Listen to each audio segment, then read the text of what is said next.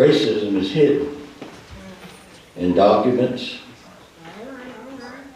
and offices of high distinction.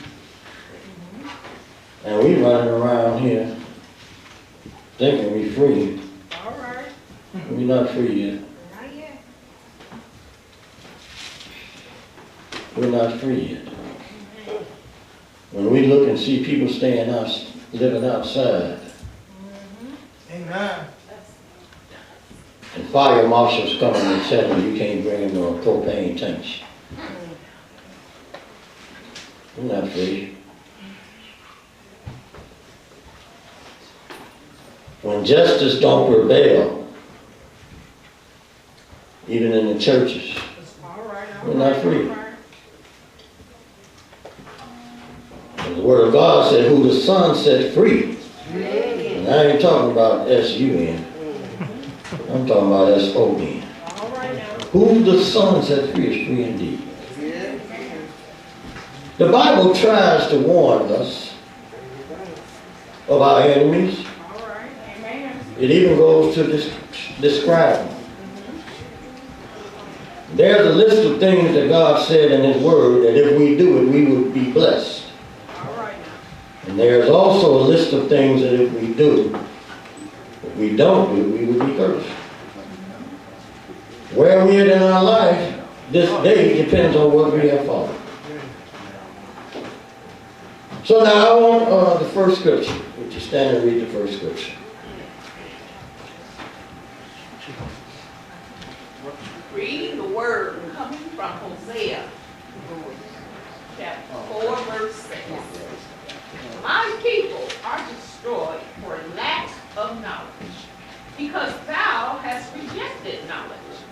I will also reject thee, that thou shalt be no priest to me. Seeing thou hast forgotten the law of thy God, I will also forget thy children. Amen.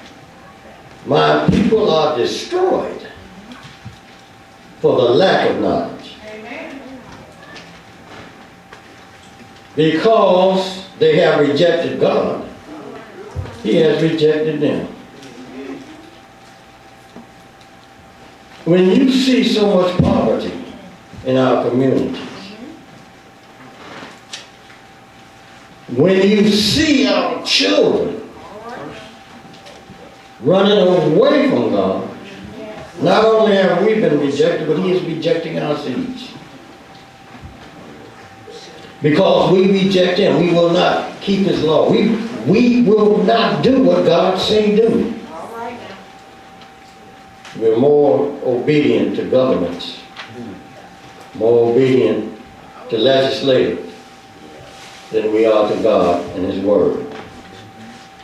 So because of that, we are destroyed. That's why folks want to walk around with their pants down. We're destroyed. That's why people want to walk around with shorts, tights, and all of this type of stuff. We're destroyed. We are destroyed. The culture is destroyed. We stay in a degenerating society. All right now. It is not trying to hold anything up. It's trying to let everything go. We're destroyed. Even the church folks, we're destroyed. Amen.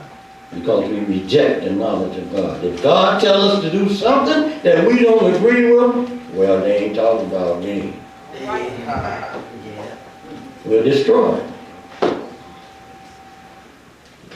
Can I have my next scripture, please?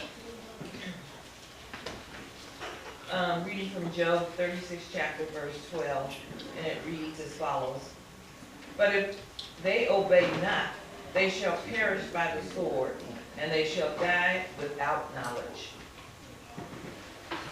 Amen.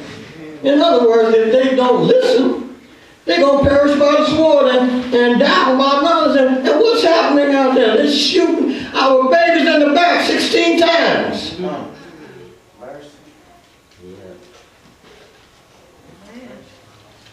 They're killing our kids before they even get a chance to get the knowledge of God. Destroyed and perishing Can I have my next scripture, please? Proverbs 5:23. He shall die without instruction, and in the greatness of his folly he shall go astray. Amen. In other words, he will die with the lack of discipline. Yes. And because he is not disciplined, he's going to be led astray. There's things that's leading us away from the church, leading us away from God's commandments, leading us. I was watching that same program y'all like to watch, the have and have-nots. I was watching that program, and they was getting so ridiculous in that program, I grabbed my remote. I was going to cut it off. If that president had a, you know what I'm talking about, y'all watched it. Yeah. And I got up and said, I can't watch this mess. They're trying to influence my mind. They're trying to make me accept some form of life that's way against God's commandments. And get up, turn that TV on, put me on there. All right. Get back focused. Oh, that's things that throw you off your focus. There's things in this world that will make you change your mind. And Huh? people. Things and people, you're right, that will make you change your mind. Amen. I have saw some preachers that have changed their minds about Jesus. Talking about, I just can't preach that no more. That means you ain't had no business preaching it in the first place. All right. I have went through so much in this past year and few months, but no matter what I went through, I held a hold of Jesus. All right now. Discipline myself. Yeah. Follow the commandments of God, so I wouldn't be led astray. Can I have my next scripture, please? I read Proverbs, the 10th chapter, the 21st verse from the New Revision. And it says, the lips of the righteousness nourish many, but fools die for the lack of sense. Amen. If you're going to speak some good stuff, some righteous stuff, you can feed many and help them to grow. But if you is a fool and you talking, you lacking sense, you're going to beget some fools.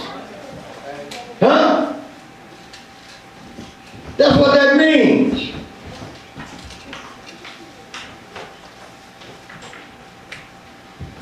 There have been many spiritual leaders All right. that has led God's people astray.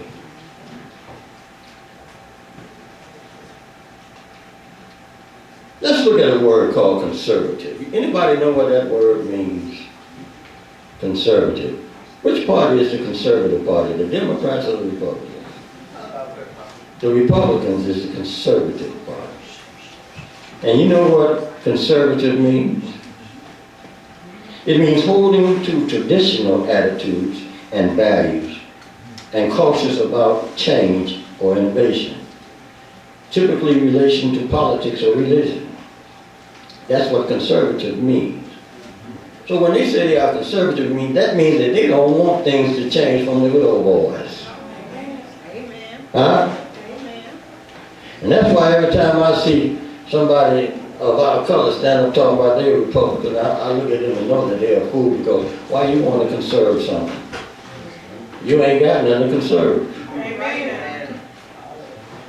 You just a little speck in the crowd, just so they can say that they're not racist.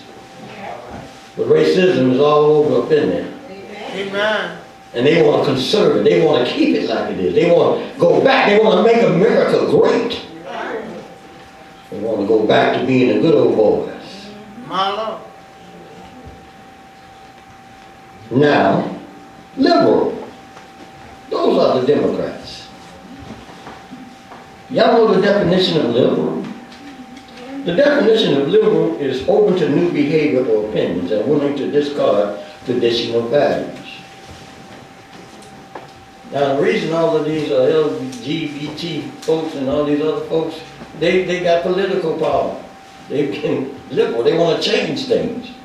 They want to change the value of what marriage is. They got political power.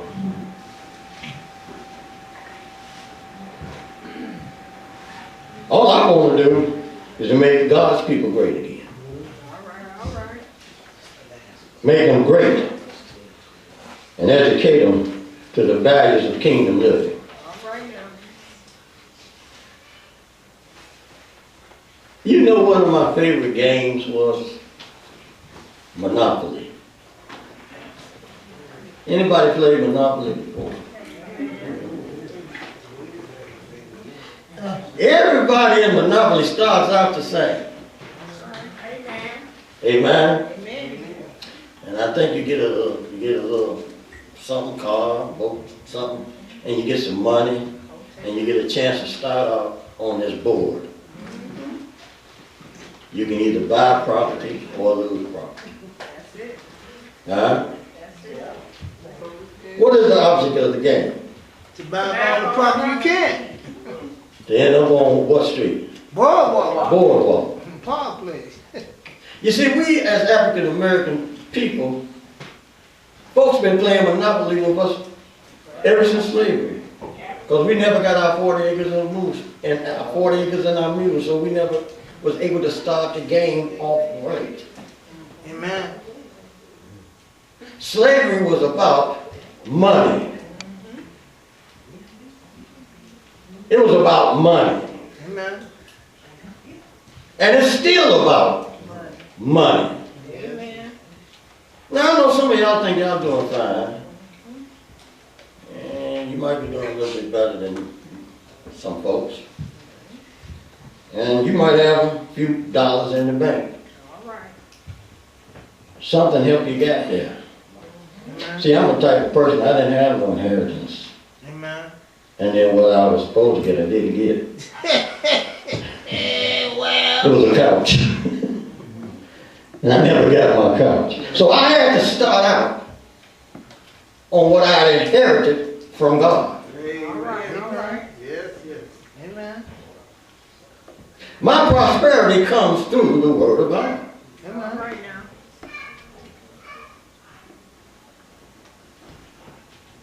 So I'm not in the game of Monopoly, I'm in the game of life. All right. Had not I learned how to be accepted to the Word of God, oh, woe is me. We as a nation of people, we are in bad condition because we have a few dollars while everybody else got a lot of dollars. And here's the thing about the Mexicans, and I love everybody, God loves everybody, so this is not why I'm teaching you this. But see, we never got our 40 acres and our mule. And when we got tired of being the N-word, they opened up the borders. And then thousands and thousands and thousands of people come in. And they became our competition. And we're not strong enough as a people to be competitive with anybody because we never got our 40 acres and our mule. In fact, this country was built upon our backs, but it was built against us because we was not considered to be humans. Amen. We was property. Amen. Amen. And right now, today, in the year 2019, they are still playing games with us like we're property. Amen. Amen. How many of you know about the meritorious manumission? Now, I know all my college folks, you got to know about it. If you don't know about it, raise your hands. If you don't know about the meritorious manumission, raise your hands. Well, see, here is the problem. We have a lot of educated people, but they're not educated to the fact they can show us the weapons that's put in law against us.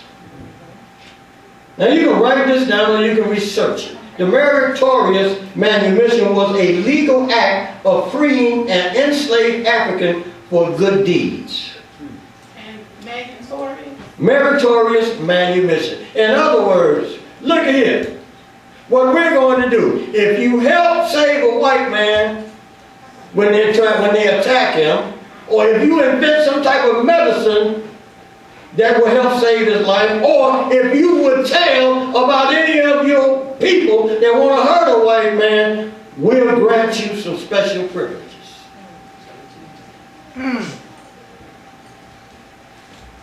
That's why you get the Uncle Tom syndrome from. That's it. Except the thing about Uncle Tom, he wasn't bad when it was Sambo. Because Uncle Tom used to put cotton in other folks' cotton sacks so their tally would come up so they wouldn't get whooped. But Sambo would follow around Master and say, what we going to do with them niggas, Master? We got a lot of Sambos in politics today. Oh, you'll see them. Amen. When the politician walks into the church house, they try to invade the kingdom and tell God's people all these lies, and these preachers are standing back there as if they're standing next to Jesus. Mano. Sambo. See, we don't have anybody fighting for us. Amen. We got too much competition. We're in competition with the Hispanics, we're in competition with the Asians, we're in competition with the Vietnamese, we're in competition with everybody.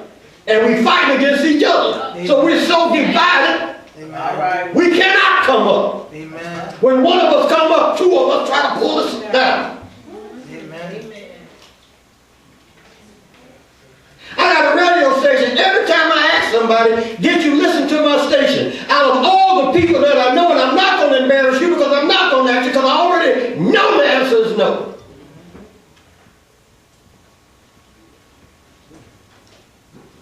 Just think though, if you really wanted to help, you could turn on fmpradio.com and listen for 1 hour every now and then. How much help it would be.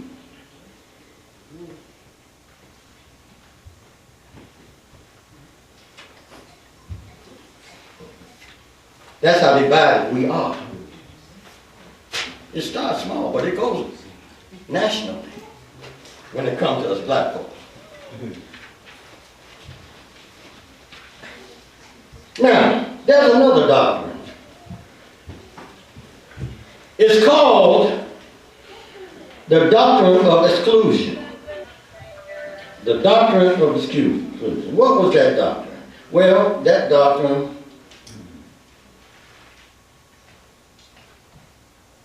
was the political power structure of America was set up by the white European immigrants that says that a black person cannot share with the lifestyle of a white person. What's the doctrine? The doctrine of exclusion. In other words, you are excluded from living the lifestyle of any white person. Oh, and it's still in effect. They haven't took it back. It's still there. They can use it anytime they want. Ask Bill Cosby.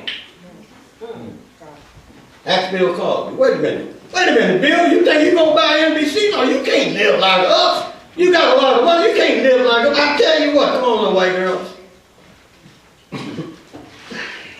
All right now. Y'all know y'all ain't going to see this sermon on Facebook. This is not for everyone. This is for you.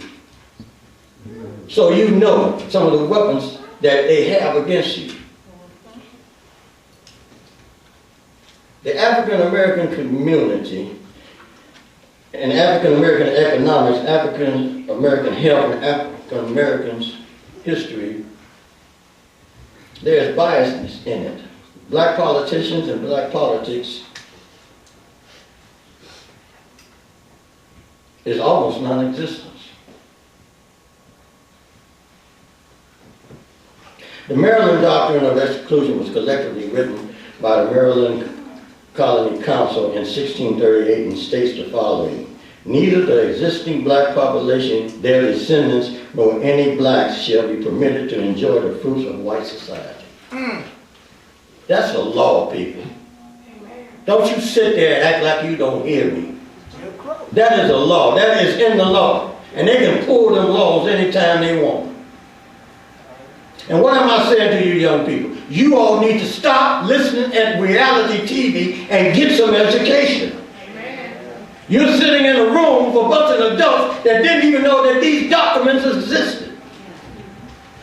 That took constitution tests and walked across high school floors and college stages, but yet still they didn't know that these documents existed. Therefore, we need an educated people. Amen. To pull us up out of the mess.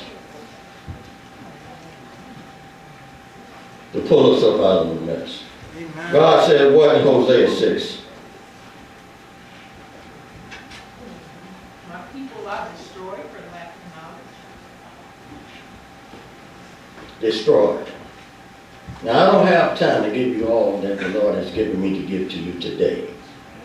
You come back next week. If you're interested, you come back next week and I got some more for you. But here's the thing. Parents, you take back control of your children.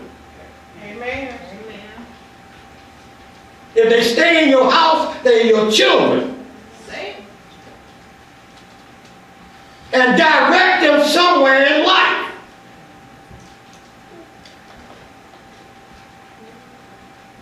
Almost each generation repeats itself. Illiteracy, illiteracy, illiteracy. And there's nothing wrong with being illiterate except the fact that you are when you don't try to stop being illiterate. Amen. Teach. People died. And 50 years ago, Martin Luther King gave his life. Amen. Yes. And here, 50 years later, we are going back in time. Same place. Yeah. Nobody wants to pray. Now I'm going to step on some toes. After God has kept us through a 52 below zero day, we still can't get to church on time. Yeah. We go everywhere else we got to go on time, and we don't give no excuses. But after God carries us through the storm, we still don't disrespect Him by walking into His house late, not ready to perform our gifts and talents according to His will and not our will. Yet still, we're so far behind the totem pole.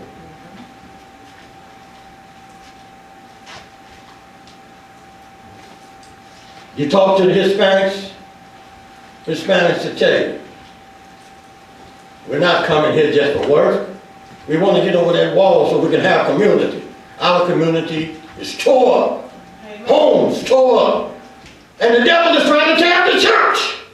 While we sit up and say, He's the head of my life, knowing He's the last thing that crosses our minds. All right, all right. These type of people be rejected by God. This is serious. This weather is a sign. Yes, it is. How you going to go from 52 below zero and in a day or two you're 52 above? And then you don't even ask the question, what is wrong? What is God trying to tell us as a race of people? Remember I said last week when we talk about being a race of people, when I think about a race, I think about a contest. If we're a race of people, what is our contest? What is we trying to win?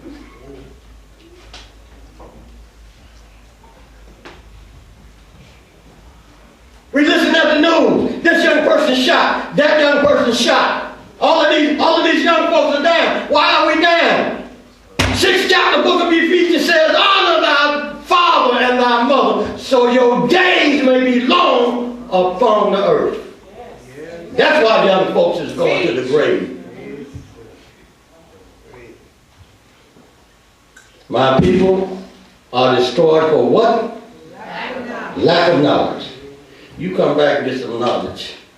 Y'all come back and get some knowledge next week. I got some more for you. I got some more for you. May God bless you. May heaven smile upon you.